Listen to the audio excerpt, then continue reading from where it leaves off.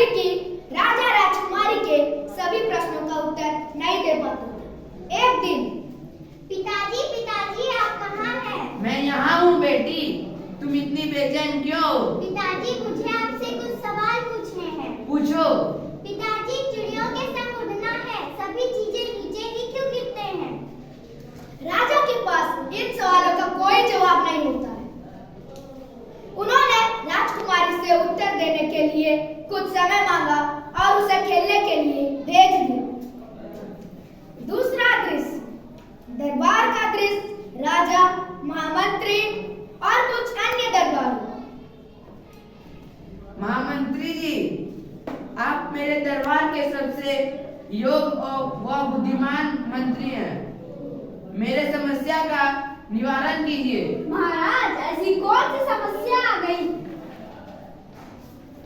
महामंत्री जी, राजकुमारी मुझसे आए दिन कोई ना कोई सवाल पूछती ही रहती है।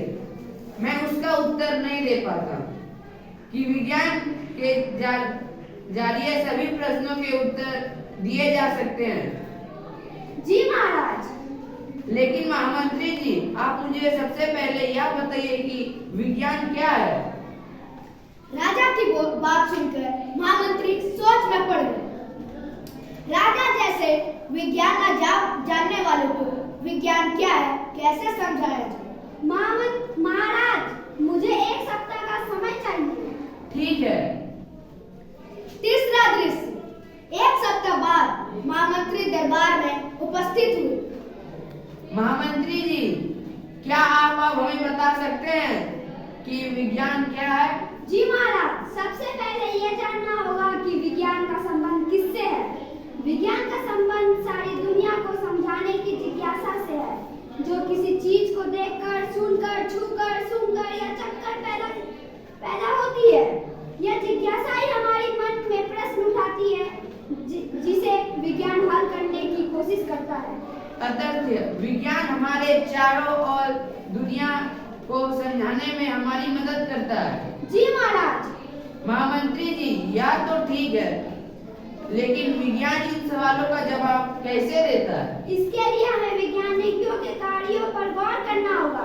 वैज्ञानिक सबसे पहले समस्या का अवलोकन करता है, फिर उसके लिए तथ्य इकट्ठा करता है, फिर इन तथ्यों को मिलाकर एक ज्ञात तस्वीर बनाता है और उसके बाद प्रयोग के लिए आगे बढ़ता है।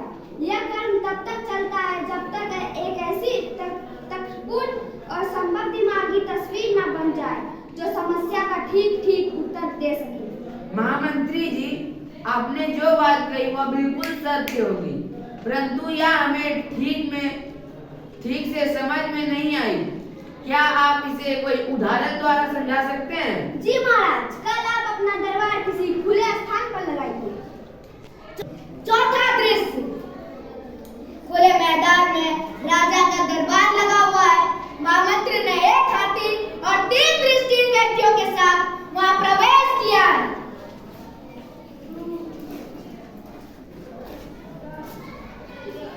महामंत्री जी, ये सब क्या है? विज्ञान और विज्ञान के कार्यों को स्पष्ट करने के लिए इन्हें यहाँ लाया गया है।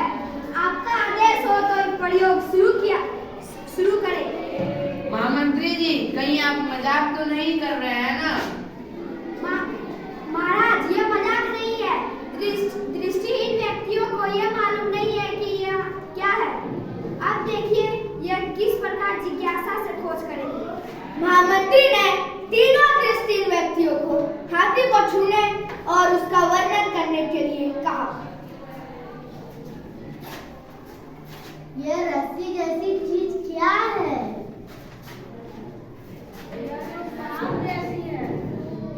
यह पेड़ की तरह जैसा क्या है?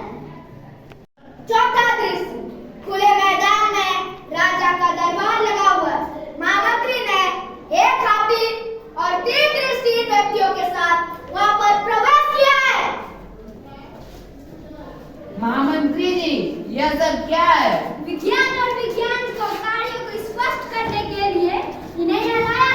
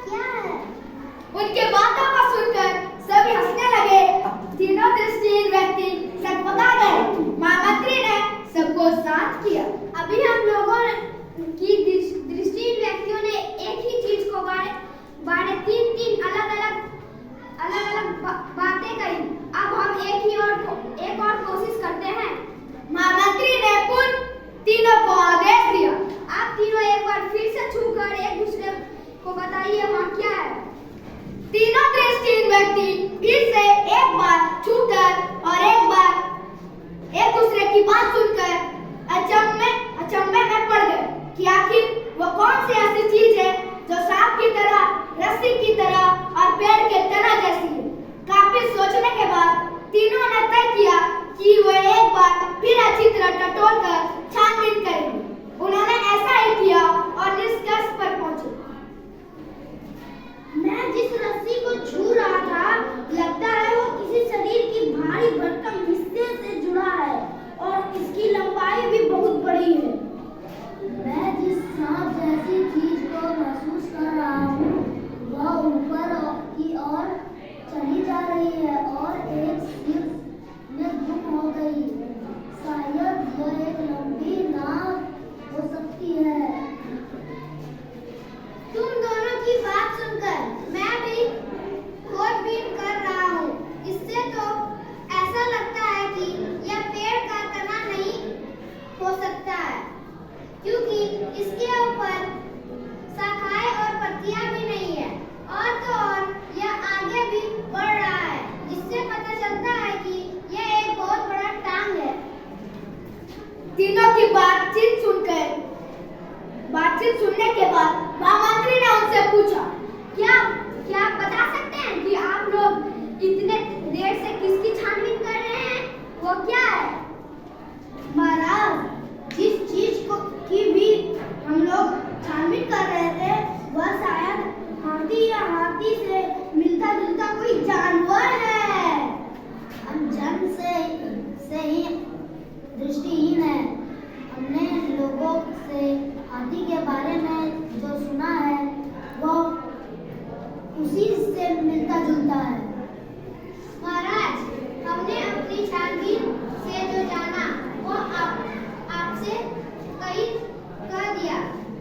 अब आप कृपया करें कि यह बताएं कि क्या हमारा अनुमान सही है या वो कुछ और है।